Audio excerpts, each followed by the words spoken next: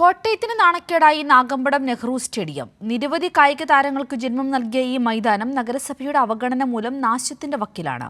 മുഖ്യമന്ത്രിയുടെ മുഖാമുഖം പരിപാടിയിലും ഇത് സംബന്ധിച്ച ചോദ്യങ്ങൾ ഉയർന്നിരുന്നു. ഒരു കാലത്ത് കോട്ടയത്തിന്റെ അഭിമാനമായിരുന്നു നാഗമ്പടം നെഹ്റു സ്റ്റേഡിയം.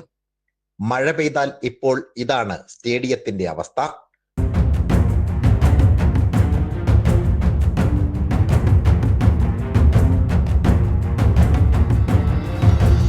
നഗരസഭയുടെ ഉടമസ്ഥതയിലാണ് നെഹ്റു സ്റ്റേഡിയം.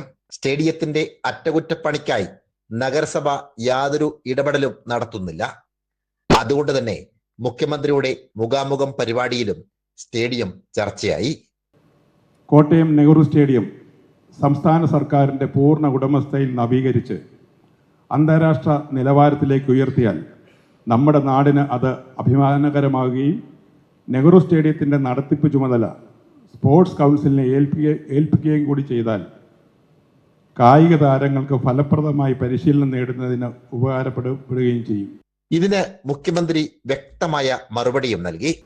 സ്റ്റേഡിയം നവീകരിക്കാൻ സംസ്ഥാന സർക്കാരും കായിക വകുപ്പും പ്രപ്പോസലുകൾ തയ്യാറാക്കി നഗരസഭാ അധികൃതരുമായി പലവട്ടം ചർച്ച നടത്തി വന്നതാണ്. പക്ഷേ വലിയ അനുകൂല നിലപാട് നഗരസഭയുടെ ഭാഗത്ത് ഉണ്ടാകാത്തതാണ് അതിനകത്തുണ്ടായ ഒരു പ്രശ്നം. സ്റ്റേഡിയത്തിന്റെ പരിപാലനത്തിനായി നഗരസഭ ഫണ്ട് മാറ്റിവെക്കുന്നില്ലെന്ന് മാത്രമല്ല, ഇത് സംബന്ധിച്ച് ഒരു രൂപരേഖ പോലും തയ്യാറാക്കാൻ ശ്രമിക്കുന്നില്ലെന്നതാണ് മുഖ്യമന്ത്രിയുടെ വാക്കുകളിൽ വ്യക്തമാകുന്നത്.